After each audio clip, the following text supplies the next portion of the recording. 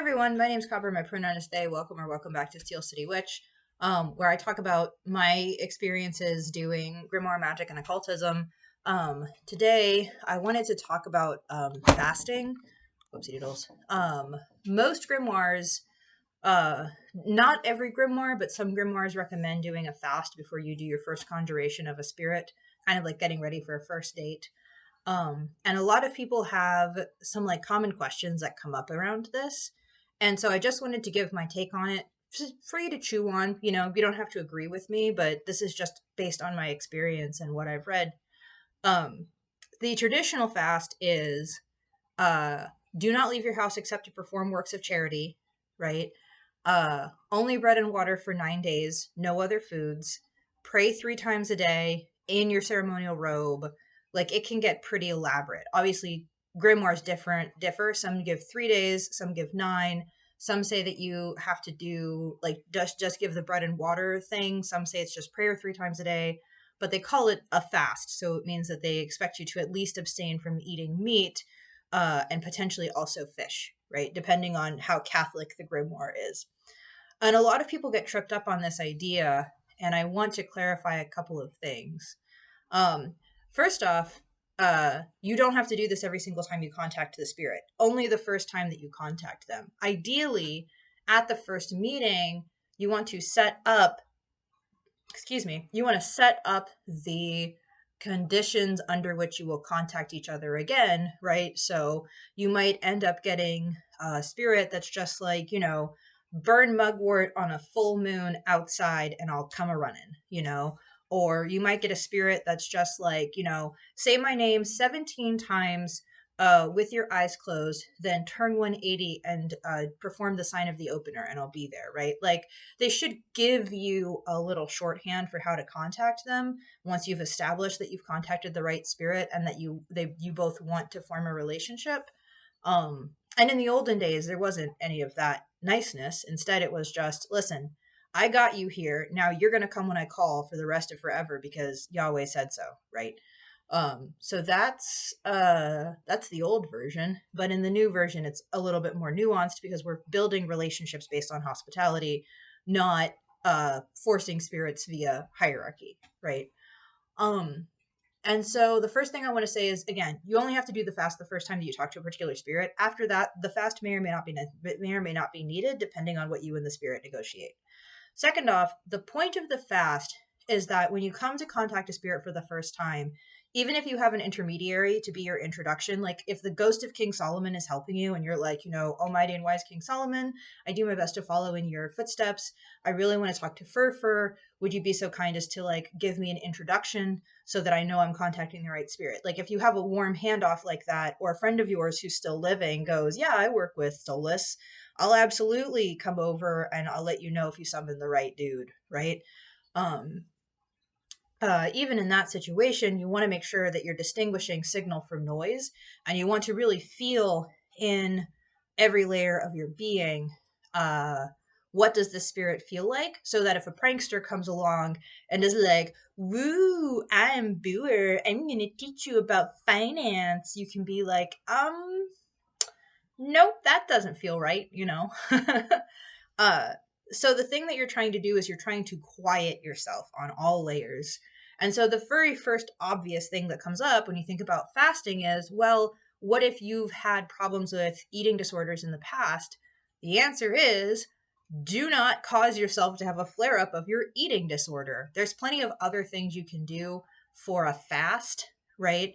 You can take a social media fast for 9 days, for example, and just eat the way you normally eat. I mean, if it's working for you and it's a good diet for you, don't mess with it, right? You could do a social media fast for 9 days, and set your phone's lock and home screen to images of the spirit you're trying to get in contact with, so you remember, oh, instead of checking social media right now, I'm supposed to be praying and offering incense and doing things like that to get myself aligned with the divinity of my understanding, right? And then the other thing is that you should actually be adding prayer on to this fasting period. And I think actually the addition of prayer is more important than the removal of pleasures, right?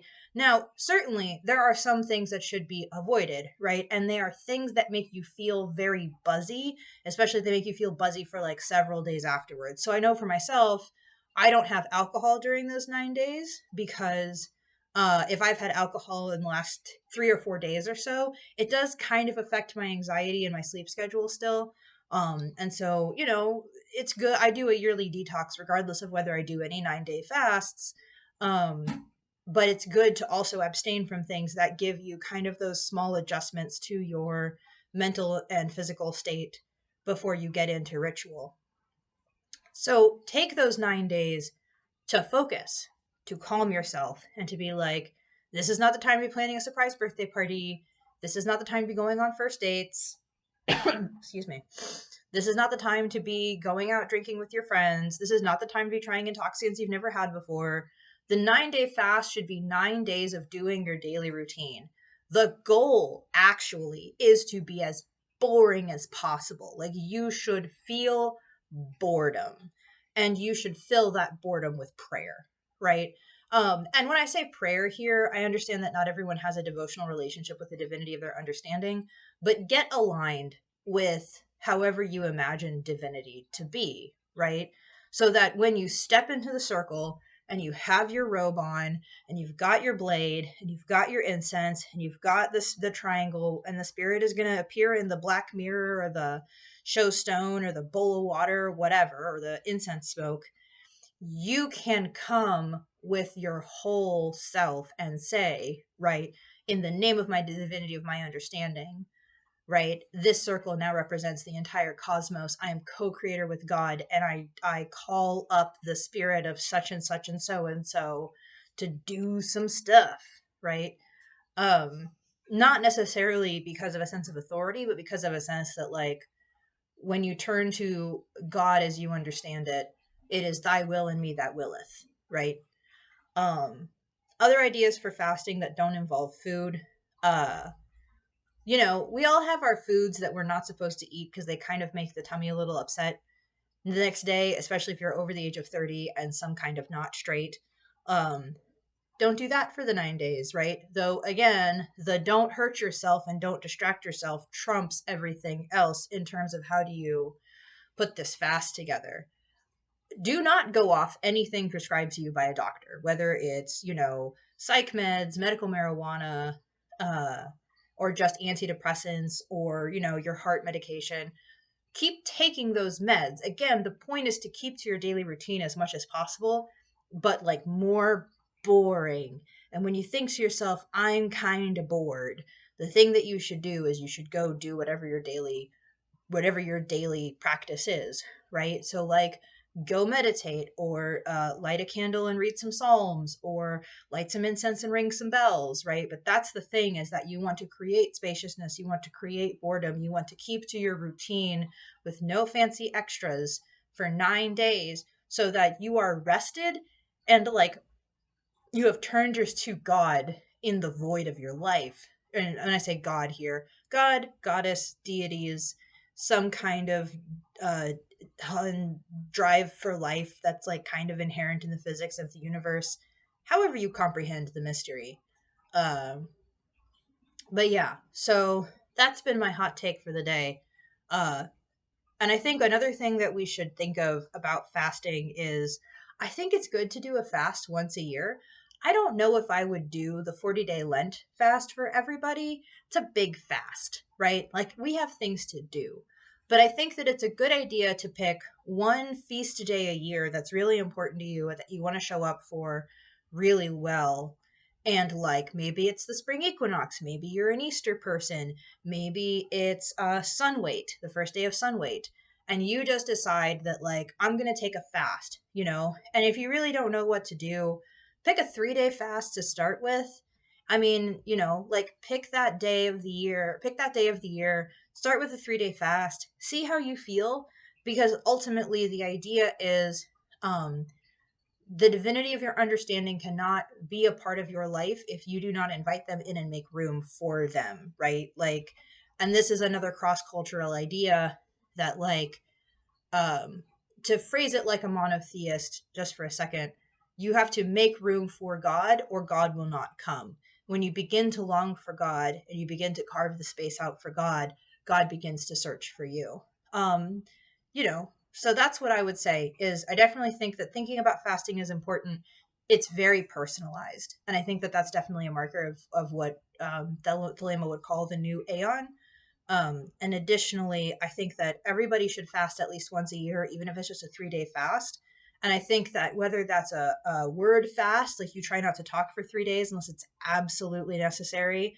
It could be a food fast. You just go down to like, broth, veggies, and rice for a few days, just like the most boring nutritional food you can think of. It could be a social media fast where you're like, the 3 days before Christmas, do not talk to me. I'm talking to Jesus, right? If it's it could be the 3 days before your birthday, and you're like, I'm taking it easy for 3 days so I can go hard, like also an option, right? Um, but I think that it's important to sit down and really think about quieting yourself over the course of several days and gearing yourself up for a ritual that's important to you because it's a very valuable technique. And because it also allows us to show up when each of us is called in our own ways to be priest, priestesses, priestesses in other people's lives, right? So, like, my when your sister-in-law is getting induced and you're going to be holding vigil waiting for the baby, that might be a time to go on a fast so that on induction day you can really sit there in sacred witness of the miracle of life. If someone is going to be having like a funeral or a wake or memorial for a loved one who has passed, doing a fast for the 3 days beforehand might help you show up in stillness so that you can really show up for the people that you need to support in that moment. Especially if you're not super connected to the person who passed and you're mostly doing a support role, then you're not in active grief. You're kind of in secondary grief as a communal thing. That might be a thing to consider. But yeah, fasting. Think about it. Yeah, I'll see you in the next one.